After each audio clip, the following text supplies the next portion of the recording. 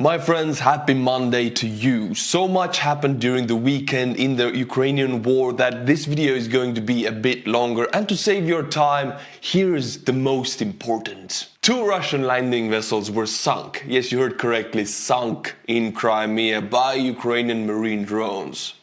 After that, we're gonna watch ambush footage, and it's not from Ukraine, it's from Russia. The Russian Volunteer Corps of the Armed Forces of Ukraine went into Russian territory and eliminated an FSB officer.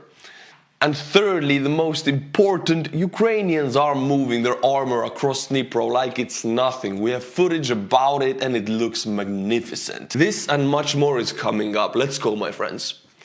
Alright, let's zoom into northern Crimea, into the settlement of Chernomorske, which means Black Sea. Chorny is black and Morsky is sea in Russian. And in this area, Ukrainians were able to sink 2 Russian landing vessels that Russians are using to transport anti-air defense systems and armored vehicles across water bodies. The landing boats are Serna class Project 11770. This satellite photo is taken after the hit 1 day later, and we can see both of the boats are damaged, and 1 day later, even from that, on this photo you can already see the boat closest to the pier has sunk underwater and the boat next to it not yet, but it will. What did Ukraine use to hit those boats with? Yes, you are correct, the legendary marine drones that they developed last year, and we have footage of it. And every time this footage comes out, because it's not the first time, I'm so excited because it looks godly, heavenly and Hollywood-like. Let's watch the footage. And this is what the landing craft looked like before it was turned into a submarine. So this footage comes from the Ukrainian marine drone, and as you can see, the birds, these white dots right here, are birds. And they don't like it, they're flying away. Imagine chilling in your Black Sea residence as a bird, as a seagull. Oh, this is my turf, this is my domain. Suddenly, a Ukrainian SBU marine drone passes by you like, phew, and you gotta ditch your home ground. What the hell? I hate when it happens. But here we can see a directly aimed kaboom! Sent to sleep with the fishes. First one gone. Bada beam, look at that big explosion. Right. The Russian Black Sea fleet is slowly being turned into a submarine fleet. The entire fleet. We have a second hit coming in. The boat is taking aim. First one is already ablaze. We can see it on the footage and connecting to the hull of the ship. And now we have the third drone filming 2 of the previous explosions. My friends, this is a magnificently pulled off SBU operation. Russian landing ships turned into submarines. I'll give you a brief data about these landing ships. What are they? The Serna class Russian designation Project 11770 is a class of air cavity system landing craft constructed for the Russian Navy. 12 boats were built between 1994 and 2014. And 4 of these boats were exported, the rest is in the Russian Navy's service, so only 12 of these exist. But there's always a but. During the 2022 Russian invasion of Ukraine, the Serna class docked at the Snake Island was destroyed when the island was struck by Ukrainian Bayraktar. You remember that these days of the war where Bayraktars were wreaking havoc on Russian ships? Well, that was one of these ships. Another one was destroyed by Ukrainian special forces. Now these 2 landing ships were carrying cargo. One of them, the bottom one from this photo, this one right here, is carrying a BTR-82. And it doesn't say on this photo, but the other one was carrying a Buk anti-air defense system, and these 2 were sunk, so it's a huge loss. My friends, I haven't accepted any ads on this channel for a long time, but now I do need to do it. Cold turkey may be great on sandwiches, but there's a better way to break your bad habits. I'm not talking about some weird mind voodoo stuff from your crazy neighbor. No, I'm talking about my sponsor, Fuel.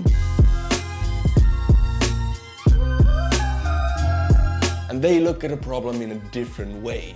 Not everything in a bad habit is wrong, so instead of a drastic, uncomfortable change, why not just remove the bad from your habit? Fume is an innovative, award-winning device that does just that. Instead of electronics, fume is completely natural. And instead of vapor, fume uses flavored air. And instead of harmful chemicals, fume uses all natural delicious flavors. You get it? Instead of bad, fume is good. It's a habit you're free to enjoy and makes replacing your bad habit easy. Your fume comes with adjustable airflow dial and is designed with movable parts and magnets for fidgeting, giving your fingers a lot to do, which is helpful for de-stressing while breaking your habit. My friends, I have ADHD. You guys know that. My hands always have to do something, and fume solves that problem. I can play around with it very good. Stopping is something we all put off because it's hard. But switching to fume is easy, enjoyable, and even fun. Fume has served over 150,000 customers and has thousands of success stories, and there's no reason that can't be you. Join Fume in accelerating humanity's breakup from destructive habits by picking up the Journey Pack today. Head to tryfume.com/Estonian or scan the QR code and use code Estonian to get 10% off when you get the Journey Pack today. Fume Solana launched on November 6th. You can upgrade your Journey Pack to Solana to enjoy the premium walnut barrel and onyx black-coated mouthpiece that has a smoother finish, and still get 10% off. That's tryfum.com and use the code Estonian to save additional 10% off on your order today. Thank you Fume for sponsoring this video. My friends, now I'll zoom into the part of the map that I don't really do often. This is Kiev, and we go northeast from Kiev. We have the northern Ukrainian border with Russia. This is the Russian Bryansk Oblast, and actually we'll go into Russian territory. Because in this area, Russian Volunteer Corps, which is part of the armed forces of Ukraine, Svoboda Rossiya Legion, was operating on 10th of November. Now they pulled off an ambush. I cannot really show it on YouTube, but you can see these photos. Now the car was driving, it was a Russian FSB officer car. It was actually Lieutenant Colonel. His name was Sergei Shati. And then the Svoboda Rossiya fighters opened fire with small arms, and then kaboom! Suddenly an RPG smashes into the car, and then Svoboda Rossiya fighters disengage and pull back to Ukraine. Job well executed. See, Russian FSB officers, even in Russia, cannot feel safe because there are Ukrainian partisans even in Russia, and Svoboda Rossiya Legion can always infiltrate into Russia. The border is like a Swiss cheese. It has holes in it. Now, my friends, I'll zoom into the Kherson area, Dnipro area, where Ukrainians are giving hell to the Russians because they're pushing south from Krinky, the settlement, into these woodlands to cut off this road or to establish firing sectors onto this road. Because as I already talked about in my previous videos, this road connects to Melitopol, which is a major Russian supply hub in the area. Cutting this off is a huge issue for Russian logistics in the area. And on this footage you can actually see Ukrainian troops raiding Russian positions deep inside these woodlands I just mentioned. The footage you're seeing is happening in these woodlands south from Krinky, which are filled with Russian positions, and then the Russian Ministry of Defense reacted to it. And I'll read you their reaction. It's priceless. Get your popcorn. Having assessed the situation, the command of the Dnipro group decided to move its troops to more favorable positions east of Dnipro, the Russian Defense Ministry said. After regrouping, the group will release some of its forces which will be used for offensive operations in other direction, the ministry said. So the Russians are pulling the good old retreated to more favorable or advantageous positions, which by my language, I'll translate it to you, means we retreated because we were beaten out. More favorable positions, sure, let's go with that. This kind of announcement from the Russian Ministry of Defense signals the huge success of the Ukrainians, because they wouldn't announce this if they wouldn't be forced out of their positions by the Ukrainian Marines. And the Ukrainians are getting very bold. In this video, it came out yesterday, you can see Ukrainians carrying a 155mm self-propelled howitzer over the Dnipro with a part of a pontoon bridge. Now, this is a pontoon bridge converted to like a landing craft type of thing. They have an entire 155 resting on it, and then these two chilling right here. So the fact that they're doing this so boldly means that Ukrainians have been able to push Russian drone units and Russian artillery way back. So much back that they wouldn't have even eyes on the sky, because if Russian drone would see this, they would bombard this. This means Ukrainian electronic warfare systems in the area are incredibly active, keeping these transfers we see right here safe. Otherwise, Lancets would be all over this transfer, and also keeping Russian artillery at bay, destroying the artillery pieces and ammunition dumps. I gotta say, good work, Ukrainians. I love videos like this, dudes just chilling, but we have another one. Get your popcorn, this is gonna be good. This is an entire Ukrainian BMP, doesn't even need a pontoon bridge converted into a landing craft, they're just using this BMP. And yes, if you didn't know, BMP 1, 2 and 3 were originally designed to be amphibious vehicles, meaning they can be like boats. But the fact here is that only works if you maintain the BMP. You have to replace the rubber particles in the vehicle to not let water in. And Ukrainians have obviously done it, because most of the Soviet weaponry, equipment, the rubber degrades with decades. So these BMPs usually are not amphibious anymore. But this one has been properly taken care of because it's Ukrainian. The Russians have also tried this, but they have gone to the bottom of the sea or the river. I've seen it on the footage. This is magnificent, and it shows if you take care of your equipment properly, even a 40-year-old armored personnel carrier can still ride the waves like a pirate ship, which this one is doing right here. And Ukrainians are not afraid of the Lancets and not afraid of the Russian counter-battery fire, because they have pushed it so far from the front in Kherson area. This is why we're seeing footage like this. Armor moving across with impunity. Big things are going to happen in the Kherson area, mark my words. And to hammer in this even more, we have a Russian serviceman or a volunteer called Murs, who summarizes the Russian situation in the Kherson area across the Dnipro. This is translated by Dmitry. There is very little time to write, much less repeat what has been previously written many times. The most important, and here we go, my friends. Popcorn ready? Yeah. The enemy continues and will continue active offensive actions, understanding that before the next mobilization in the Russian Federation, which was nevertheless postponed until after elections. He still has his main window of opportunity in which permanent mobilization and Western assistance can give him the desired advantage for large-scale front movements. A bridgehead was created in an area that, on our side, was very poorly covered by very weak troops. And I've been hammering this information in for weeks. The Russians have their bars units mostly, and motorized units which are less motivated and less trained. See, the Russian army decided to dump everything that is below some kind of a quality level in their army, to dump that into the Kherson front, and that's why the front is weak. Well, because firstly, it's a river, they wouldn't cross it.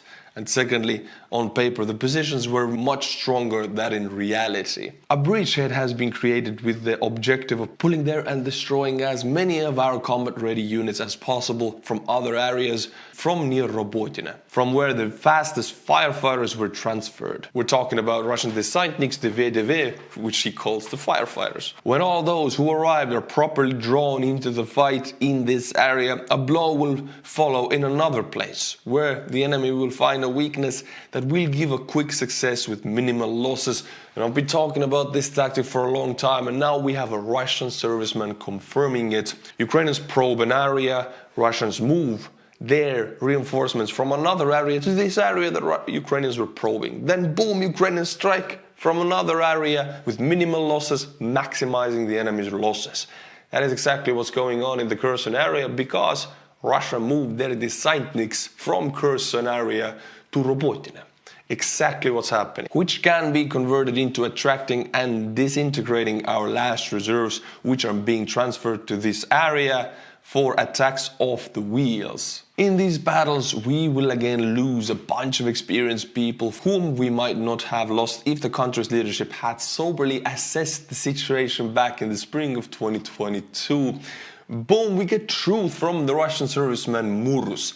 This Ukrainian invasion for Putin was a huge intelligence blunder.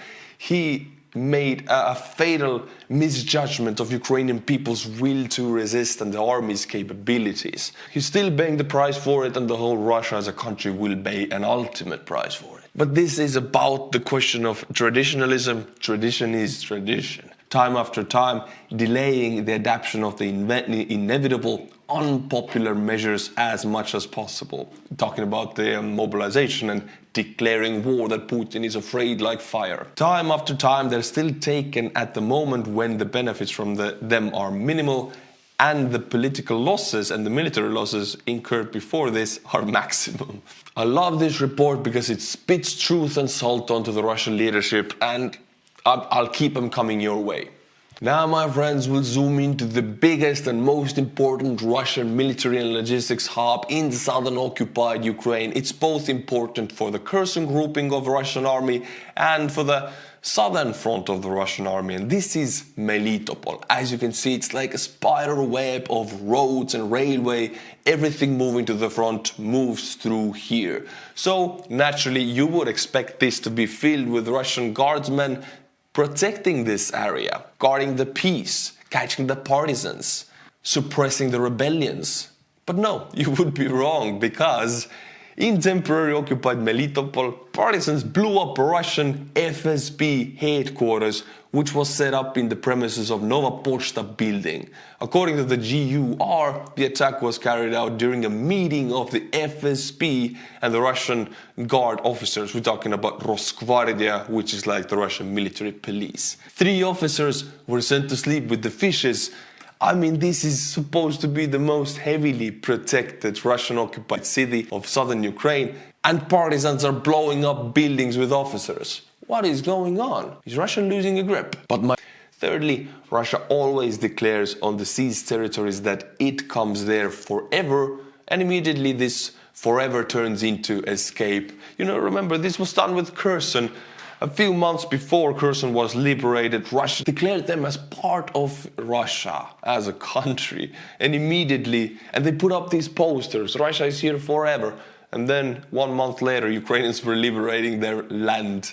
Russia had to leave for forever. Russia seizes Ukrainian territory only to destroy them, to organize mass torture and killings of civilians. I stand by with Podolyak's words, I agree with them. And if you watch this channel, I'm sure you do also. Now, my friends, I'll talk about North Korea. The defense minister of Japan, the United States and South Korea announced yesterday that they have established a joint monitoring and information exercise system that can track the launch and movement of North Korean ballistic missiles in real time. As we know, North Korea is like the bad boy of nuclear weapons countries. They are testing their weapons to provoke the Western allies. This represents an entirely new quality of military cooperation between these countries. It lays the groundwork for coordinated responses to North Korean missile tests. Considering the previous nature of relations in this region, this is a very rapid development. United States and the allies in the area are pulling together a combined defense against China, North Korea and Russia. And why is this connected to the Ukrainian war? Well, I'm glad you asked. I have here a thread from Patricia Marin's Twitter account, and I'll read it to you. It's about North Korean aid to Russia and how much it really means to Russia, how much Russia really needs it. The North Korean deliveries provide new capabilities to Russian forces. As I reported in September, the agreement with North Korea would be based on 122mm rockets with a range of 40 kilometers, 122 and 152mm artillery shells, as well as the KN-09 system with its guided missiles. I also mentioned an estimate quantity of 10 million shells from North Korea being transferred to Russia, which served as a basis for many analysts and intelligence services. 10 million. North Korea has been stockpiling these shells for half a century. They have an insane amount of these, and unfortunately Russia can make great use of these. They love wasting shells in huge areas. With these 10 million shells, they could wreak havoc on Ukrainian cities. This is the North Korean possibility and potential. According to conservative estimates, North Korea has transferred only 500,000 shells so far, but they have a huge potential of transferring more shells. And then, unfortunately, with Russian dumb iron is what I call Russian Soviet time howitzers, 52 and 22mm. These are imprecise but horrible weapons if you have the shells for them. And my friends, this video comes from Donetsk People's Republic, where this woman is advertising that everything in this store is very cheap. 10 rubles to be exact. Everything is 10 rubles, which is 10 cents, United States dollars cents. Very cheap indeed. And this is supposed to be a good, like we have good life in the Donetsk People's Republic. Well, first of all, of course, I don't have to guide your attention to this woman's looks, because you can all see it. And it's not an isolated event. In the Russian world, for some reason, plastic surgery is incredibly common among women. And most often than not, it doesn't make them more beautiful, it makes them weird alien-like. Everybody, almost everybody does their lips. I don't know why they do. We call it duck face. I guess you all do duck face, you know. They bloat their lips. It's very common. Even in Estonia, Russian girls do it. I have no idea why. I don't like it. I like natural girls. Then they go with the cheeks, you know, they raise them. Looking like an alien already. Then I guess this girl has removed parts of her ribs to look like that. And their eyes and everything. Russian girls in the Russian world for some reason idealize this alien-like look. I cannot understand it. Perhaps you can. I don't know. Maybe you can open it up for me in the comments. It's a very Russian thing to do. My friends, and now the best part of the video, the butchering of the Patreon names. And some of these guys are new, some of these guys have been here for years, so I do value your loyalty a lot and I appreciate you. I'll read you 5 names. Dr. Small Arms, Leo Staun, Linas Silgalis, Mark V. Davis, Josek Hips. Thank you to these 5 people, and if you like my channel, the Patreon link is in the description below. Until my next video, my friends, which will be tomorrow, Slava Ukraini, and bye-bye.